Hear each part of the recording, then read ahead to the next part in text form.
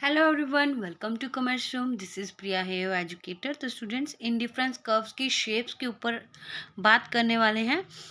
आमतौर पर जो इंडिफरेंस की शेप होती है नॉर्मल गुड्स में, वो होती है convex to the point of origin O. But ये जो शेप है कन्वेक्स ना होकर स्ट्रेट लाइन भी हो सकती है और ये एल शेप्ड भी हो सकती है according to the situations. Different situations के कारण ये जो इंडिफरेंस कर्व है वो आपकी अलग भी हो सकती है। वैसे ये convex to the point of origin होती है। ये इंडिफरेंस कर्व की शेप्स कैसे अलग हो सकती है, आइए देखते हैं। स्ट्रेट लाइन इंडिफरेंस कर्व हो सकती है डिफरेंट सिचुएशन में। वो कौन सी सिचुएशन है? If two goods are perfect substitute of each other than their indifference curve may be straight line with the negative slope as shown in this figure। देखो, ये जो आपकी शेप बताई गई है इंडिफरेंस कर्व की, ये नेगेटिव स्लोप है, ये डाउनवर्ड को है, लेकिन ये स्ट्रेट लाइन है। लेकिन जो हमारी इंडिफरेंस कर्व होती है वो होती है हमारी convex to the point of origin. इस तरह से कुछ बनती है हमारी इंडिफरेंस कर्व। ये जो है ये स्ट्रेट लाइन है। ये कौन सी सिचुएशन में होती है? नेगेटिव स्लोप तो है लेकिन ये स्ट्रेट लाइन है। कौन सी में? जहां पर जो गुड्स हैं एक दूसरे के परफेक्ट सब्स्टिट्यूट हैं। जैसे कि चाय, ताजमहल और ब्रुक बॉन्ड है तो दोनों चाय पत्ती ही।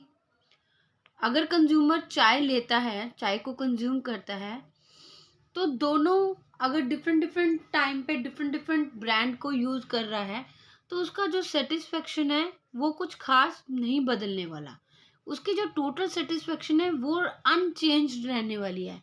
तो ये जो गुड्स हैं ये एक दूसरे के परफेक्ट सब्स्टिट्यूट हैं। तो इस केस में आपकी जो इंडिफरेंस कर्व बनेगी वो एक स्ट्रेट लाइन बनेगी, क्योंकि यहाँ पर जो एमआरएस है हमारा इक्वल रहता है 1 के।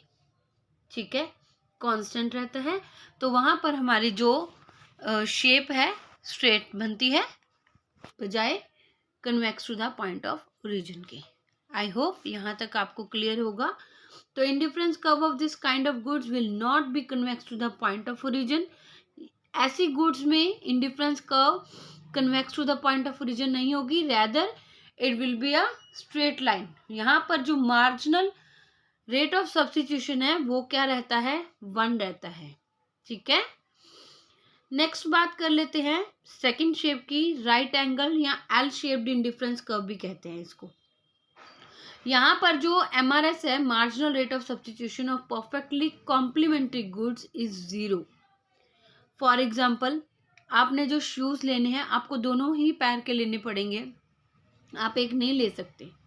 तो वहां पर जो आपकी एमआरएस है, मार्जिनल रेट ऑफ सब्स्टिट्यूशन है, वो आपका क्या रहता है? 0 रहता है। Consumer will buy right and left shoes in a fixed ratio. यहाँ पर IC1 आपको दिखाई गई है, IC1, और यहाँ पर आपको IC2 दिखाई गई है। 90 डिग्री का एंगल बनता है। यहाँ पर जो कंज्यूमर है बाय करता है, अगर 1 piece of each of the right और left shoes, then he will be on the point of A of the IC1। अगर वो एक पैर राइट शू का ले लेता है और एक लेफ्ट का ले लेता है तो वो यहाँ पे रहता है। ठीक है, इन केस अगर वो 2 पीस ले लेता है लेफ्ट शूज के, वो राइट भी ले रहा है और लेफ्ट भी ले रहा है, और only 1 shoe of a right, ठीक है, तो वो तभी भी सेम इंडिफरेंस कर्व पे ही रहा है। यहाँ तक clear? It means having 1 more piece only of the left shoe will not add to his satisfaction। खाली एक और लेफ्ट शू लेने से उसकी सेटिस्फेक्शन में कुछ भी एडिशन नहीं हुआ। एक शूज उसको लेफ्ट का, एक राइट का, एक लेफ्ट का, एक राइट का अगर मिलते हैं तो उसकी सेटिस्फेक्शन में चेंजेस आते हैं, वो A से B पे जाता है। Then his satisfaction will definitely increase and he will move to the B point of the higher indifference curve IC2। IC2 पे वो पहुंच जाता है।